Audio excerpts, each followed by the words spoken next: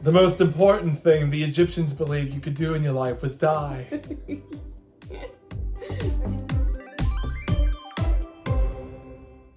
Welcome to the second episode of the Main Street Game Plan show. My name is Kaitlyn. And I'm still Jeff. And today we're going to talk about our trip we did back in September of 2024, what we lovingly referred to as our one-day bender. There's probably a better name for that, but that's just when we talk about our trips that we've taken, that's what we refer it as. And the hilarious part is, like, the word bender normally refers to just all-out rager. Now, I guess this was an all-out rager of Disney. All-out Disney rager. But there was no dancing. Well, there was some dancing, but it was mostly just, I was super excited to not be here and just be down there for like 10, 12 hours. Yes. So we took some inspiration from TikTok. I've seen lots of people take one-day trips from wherever. They're not from the state of Florida. They're not anywhere near Florida. And they decide to take the first flight out of wherever city they're from, fly straight to Orlando, get to the park, spend the whole day in the park, and then take the last flight out and go back home. So I decided, well, with some much convincing, we decided to go do this. So we picked a Sunday at the end of September of 2024 to do this. If you want to do this, I would suggest do it on a day where there was a Halloween party or a Christmas party, for example. We did it the day of a Mickey's Not So Scary Halloween party, and so a lot of people would avoid going to the park that we went to because they would want to, if they're going to spend the money on a park ticket, to get the whole full day experience instead of the park closing at 6 and then they have to leave. Do you want to start from the beginning of the day? Yeah, I mean, I guess we'll start with, even before you get to the day, maybe the day before. If I remember, so like if you're going to do something like this, you've got to go to bed early. You've got to. And if I remember right, we had gone to my dad's for whatever reason, if I remember right. Yes. And I don't remember why we were there. And we really didn't tell our family about it because we knew they wouldn't get it and they would think that we are crazy, and maybe we are. But we didn't want to let everyone know, hey, we're going to Disney for like 16 hours. But we were helping my dad with something. I don't remember what it was, but we didn't get home until like 7, 8 o'clock. And we probably got ready for bed. All of a sudden it's like 9 something. Well, if you're going to leave for your first flight, which I believe was at like 6 a.m., I think was the flight out, and you're going to go to the Pittsburgh airport, you probably got to leave by, I don't know, 3 a.m. to get there before you start boarding at 5:30 or 5:20. Yeah. So at that point, it's 9 o'clock. You're down to already 5 hours of sleep. Yeah. And you haven't even started your day yet. Yeah. And that's kind of what we ran into. So please go to bed early, because I think we started the day getting up at 3 a.m. Yeah. I guess you can take it from there. Yeah, so we made it to the airport. Life hack, what I would definitely recommend if you're going to do a trip like this, invest in TSA PreCheck or Clear, or what other option you have to skip the standard TSA line. This is super helpful, especially in larger airports where the TSA line is super lengthy. We struggle sometimes at MCO, leaving to go home, that the TSA lines were just kind of incredible. So we decided to invest in TSA PreCheck. So it really came in clutch on this trip. I just remember things that I remember about that trip. We had gotten, I think I got like Annie Ann's. We had gotten on the flight. It was like, what, 8 a.m., 8:10, I think, by the time that we were getting in our Uber. Yeah. I want to say we were in the park by 9 o'clock. And what we did was like Jeff said, we got off the plane, we called an Ubered straight to the transportation and ticket center. Now, I know we talked about Mears in the last episode. This is where Mears does not help you, because Mears only will take you to a resort, if I remember correctly. Yes. So if you're trying to do a one-day bender and time is literally of the essence in this point, you can't have Mears taking you to, like, even if you wanted to take it close, like you wanted to take it to the Contemporary or something like that, because it usually will go to other hotels as well, and you're gonna get time slowed. You're gonna get your time cut in half. Yeah. So at that point, you got to take an Uber or something, because you need to go straight to the transportation and ticket center, or in this case, if you're going to like Epcot or whatever, straight to the front gate to get that accomplished. Or otherwise, you've lost an hour. You've lost 3 rides. Yeah, I mean, the most important thing when you take a trip like this, time is your enemy. And so you're constantly racing across the time and looking at the time all day to see how much you can fit in before you gotta leave and you gotta go back to the airport to go home. So I would say by 9 o'clock, we're at the transportation and ticket center, which was actually really the first time we've been there, at least together. Which, sidetrack, fun little story, before we got there, Uber is a wonderful thing. But also, Uber can be an interesting and unique thing that I don't understand. Our Uber driver, he said he had a daughter in California, and this guy had a whole life story, and we couldn't tell if it was real or made up, or maybe a combination of the two. He had a daughter that was in the military and went away and didn't want to see him. Yeah. And she had gone with this guy in California, and she had lived there, and he was super sad that he couldn't see her, and she had abandoned him. And then his wife said that she was going on a work trip, and it turns out that his wife lied to him and ended up going to California to bring the daughter home instead. And there were some conflicting things in that story. Yeah. But yeah, that was like 45 minutes of an interesting Uber story beforehand. I am completely uncomfortable. I am scared. Jeff's having a great time. He's enjoying all of this. He's asking this guy questions. And I'm just like, please get me out of here. I'm like texting him and I'm like, I need to be here. Like, we need to get out of here. This is not a good situation. We were never unsafe. It was totally fine. It was just an interesting character that we just so happened to get as an Uber driver. But yeah, the trip anyway, I think we got in about 9:20-ish. Roughly. When we got to the transportation and ticket center, and then we took the monorail over. Oh, one more thing about our Uber driver. When we got into his car, he was like, "Where's your bags?" And both of us, we didn't know. We were like, don't worry about it. It's fine. Because we're not going to tell this guy, like, oh, yeah, we just flew from Pittsburgh and we're going to be here for about 12 hours and then we're going to go home, because he'd been like, you guys are crazy. And again, we probably are, but I'm not going to tell a total stranger this. I just wanted to include that fun fact. Do you remember the first ride we did?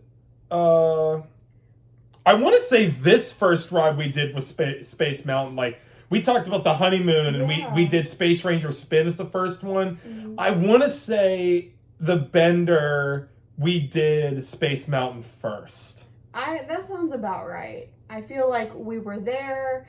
I feel like I remember our conversation, like, I can't believe we're here. We're literally in Tomorrowland. Like, we woke up in at our home this morning, and like, we're gonna still go to bed at our home tonight. Like, this is crazy. So we tend to gravitate towards Tomorrowland as a starting point. Sometimes I think about the gravity of that situation of like, we woke up in our home thousands of miles away. I rode Space Mountain in that same day.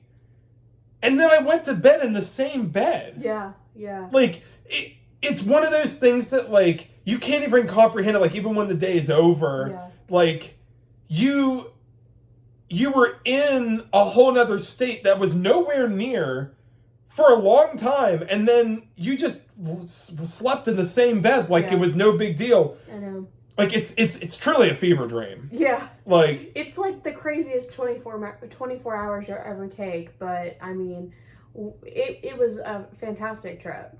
But back to the schedule. I don't remember the rides we did. I just remember was that the trip that I got the waffle from Sleepy Hollow? I think it was, because I got me a good old chicky strip basket From Columbia Harbor House. because I am not someone who likes seafood, but I will always go for a chicken tender basket. So Jeff got his seafood, I got my basket, and I was good to go. But I apparently wasn't good to go because I also got the lobster roll from Columbia Harbor House. I don't know why, because I remember eating the waffle in Columbia Harbor House. Mm-hmm. And then I guess I don't know whether I'm getting the trips mixed up or not. Maybe I got the lobster roll. No, I did not get the lobster roll that time. Maybe I did.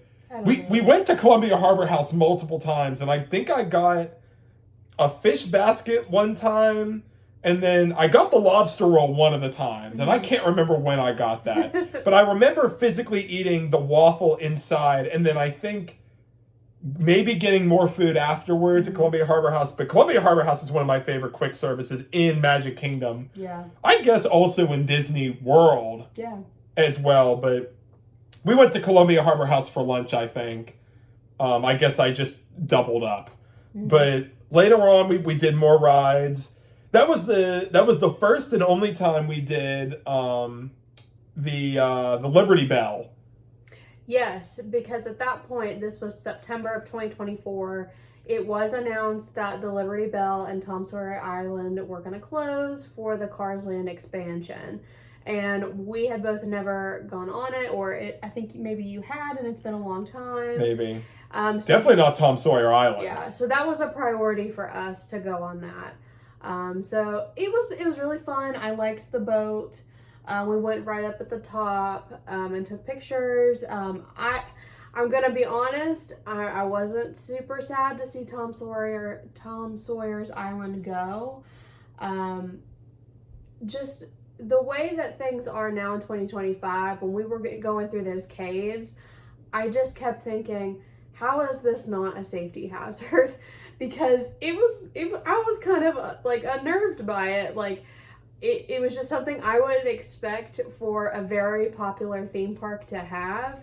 And like, it was an opening day attraction. So probably standards and maybe safety regulations back in the 70s were a lot different than 2025. But, I think it was a good call for them to repurpose Tom Sawyer's Island. And as much as it pains me to say this, I think the Liberty Bell had seen its time, and I think I hope they could repurpose it and maybe put it somewhere else in the resort to utilize, but it was taking up some valuable space in Magic Kingdom. And I'm an optimist about Piston Peak.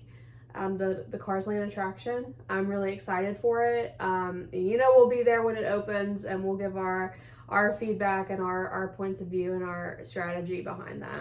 Now, I'm going to play devil's advocate here. A lot of people use Tom Sawyer's Island and Liberty Bell to get away from the crowds. I mean, that's true. And not only to get away from the crowds, it was a relaxing attraction. Yeah. It was something that they could ride without it being super crazy. That is now gone, the relaxing away, and you've now added another e-ticket attraction, which is probably going to bring a lot more... An IP.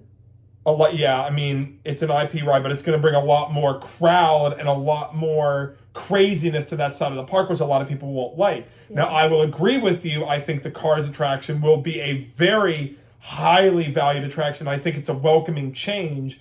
But you lose a lot of that relaxing ride for all the families to enjoy that you now no longer have. So you have to kind of disperse the relaxing rides out to maybe the Walt Disneyland Railroad, or maybe Jungle Cruise, if you consider that relaxing. Yeah. Carousel of Progress. You just lose that aspect, and sometimes I could see where people would be frustrated on something like that. Yeah. But that was I think that was like at 2:00 that day. Yeah. I invested in a handheld fan. Life hack, definitely would recommend. It was a mister, and so I could, get a little refreshing breeze while it was super hot in the park. It really helped us on Tron. Yeah. Especially when you're waiting in a line and there's not a whole lot of airflow. And that was something I got on Amazon. So it was super affordable. We've done the neck fans too, but I like the handheld better. You want to talk about, actually, before we got on the Liberty Bell, what we ran into? Do you remember? No, I do have no idea what you're talking about. The VIP tour? Oh, yeah, we ran into a VIP tour, and I don't know a whole lot about VIP tours. Kaitlyn could tell you a lot more, but boy, they're super interesting to listen to, even if you're not paying for it. So that is something we're hoping to do next August, so August 2026, when we go for our 3rd wedding anniversary. We were already planning trips a year, so a little farther in advance, but we'd like to do a VIP tour. And Jeff and I were sitting there waiting on the Liberty Bell to come back around, and this VIP tour walked in, and they all got their headsets on, and the tour guide is telling them something about the attraction, and Jeff and I are just sitting there like, oh, like, I want to learn. I think they all had headphones too, if I remember right. I can't pinpoint that. So we were trying to sneak in a little bit on the tour, obviously keeping a respectable distance because we didn't pay the money for the tour and we didn't want to just jump in unannounced, but that is something that we hope to do next year.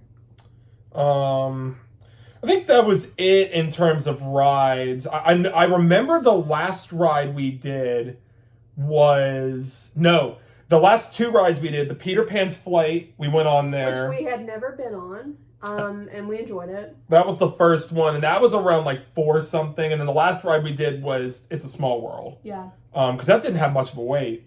No, I think at that point it was a walk-on. So I would say all in all, we probably got on about 12 rides. We did utilize multi-pass, and at this point it was multi-pass. Because we weren't staying on property, I think we booked our 3 pre-selections. I think it was 3 days before. Yeah. And we had time for a sit-down dinner, and we ate it at Crystal Palace, and that's a character dining buffet style dinner.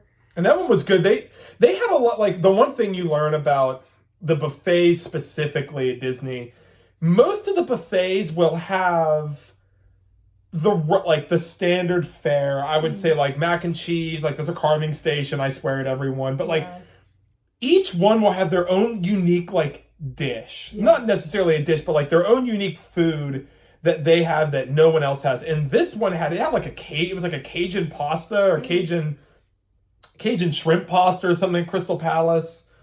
It was just to die for. It was so good. I know Boma. Now, Boma is like an African flavors buffet, so that one's going to have a lot more unique African flavor.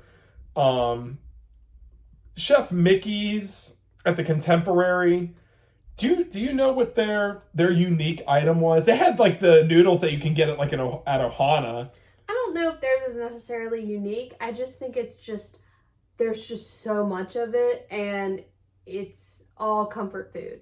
So I mean, everything there like that you could ever want. Mexican, there's Asian, there's that giant salad bar, there's pasta, there's fried chicken. I mean, I think that one is just kind of like comfort food is their specialty. Yeah, and for breakfast, Chef Mickey's, you could get everything. I think they had like a yogurt bar, if I remember right. Yeah. But Crystal Palace, it was good.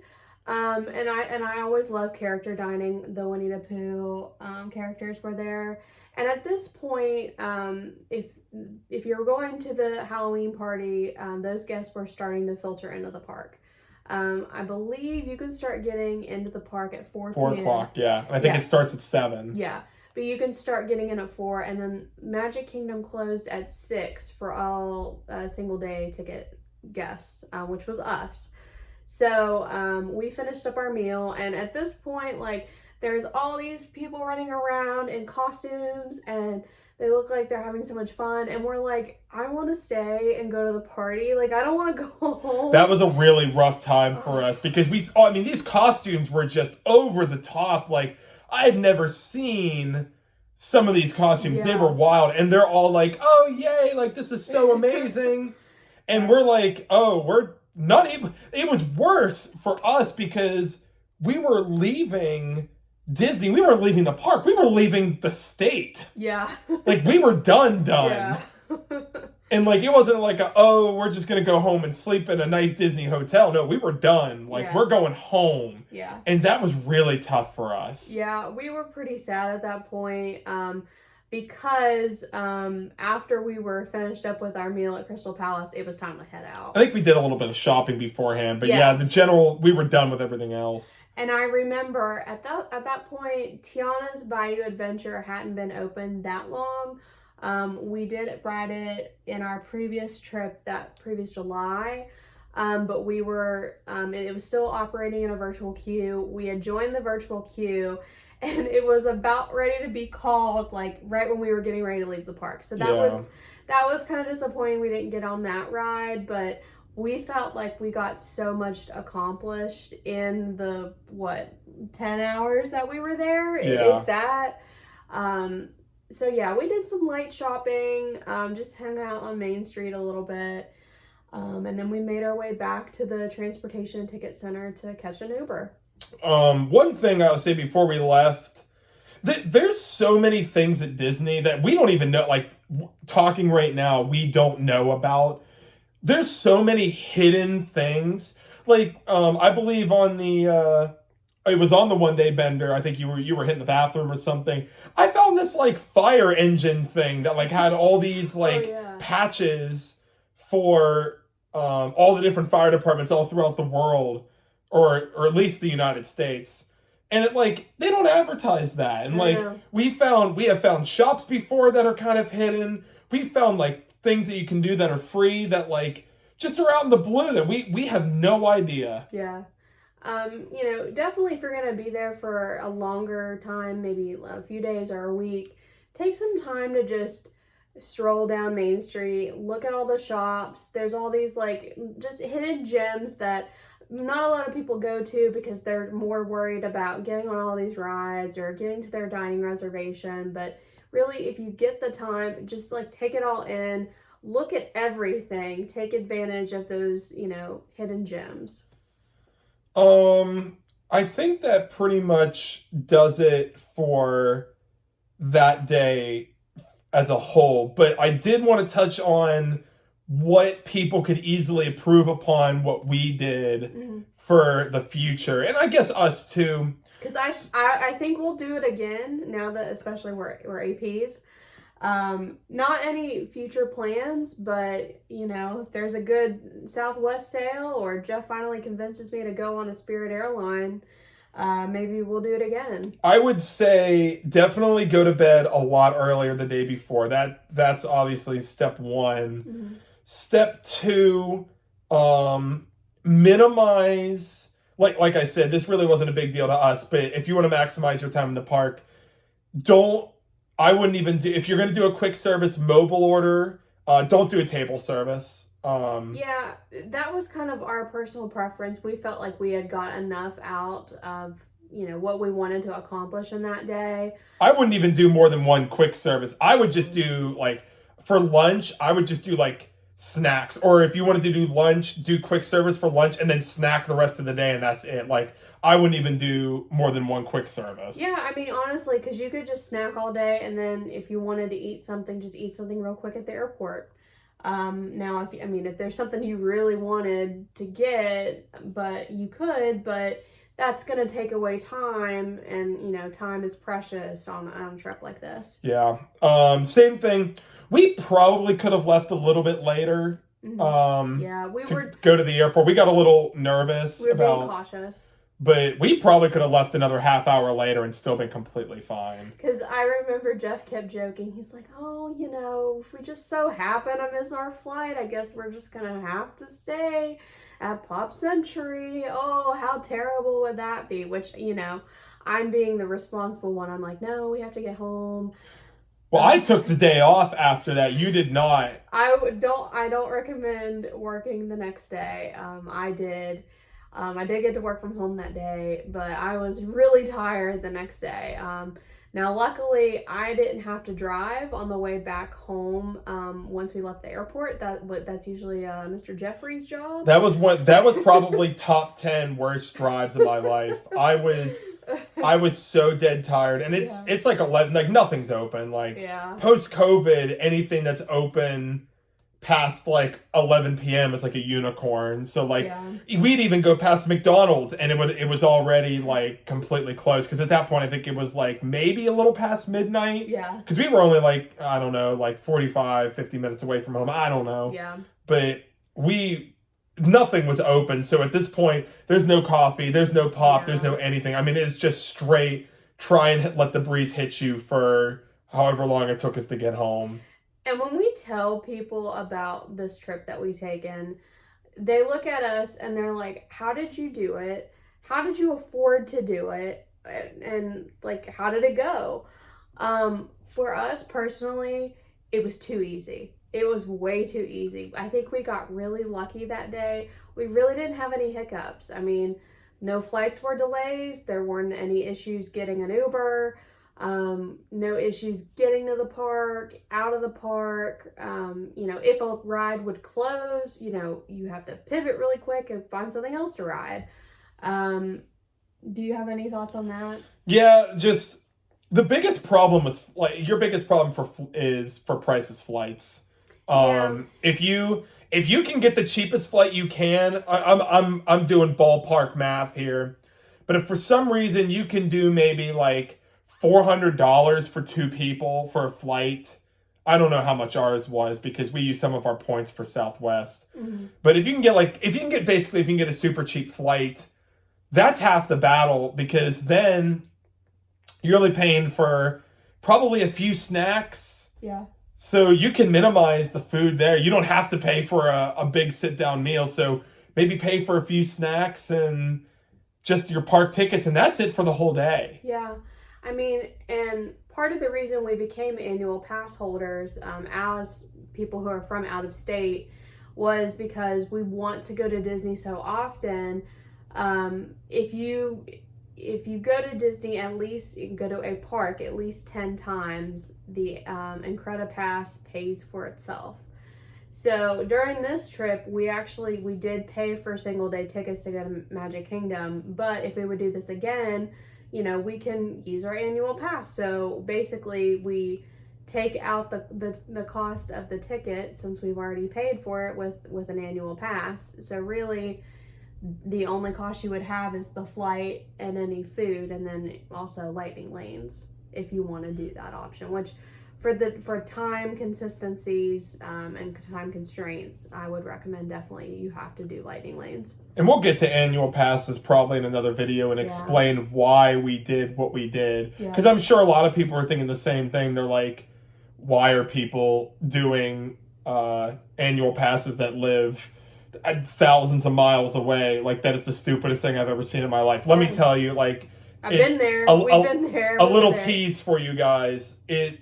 It really pays for yourself, and it's not nearly as crazy if you go multiple trips a year to Disney.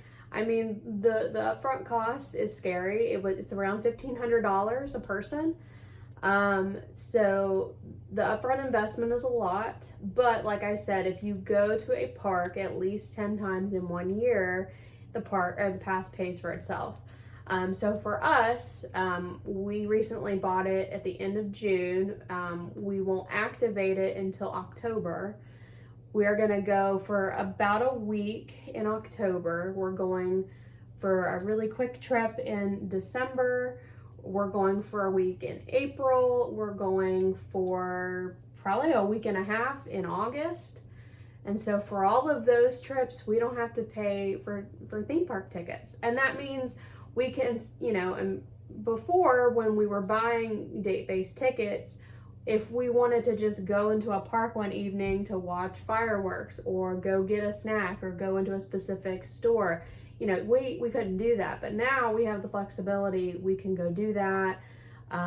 You know, and we'll talk more about more of our decision making on why we bought an annual pass. And I think that's pretty much it for this episode. You have any other things you would like to tell the masses? Yeah, let us know in the comments if you've ever done a one-day bender, and how it went for you. We definitely want to do it again. Maybe this time go to Epcot for a day. But we'll keep you updated. If we decide to do it anytime soon, we'll try to bring you along for the ride and record some videos while we're there. Yeah. We'd love to hear your feedback. But until then, thanks for everything, guys. Please like and subscribe if you haven't done before already. And we'll see you in the next episode. All right. See you real soon. Bye. Bye.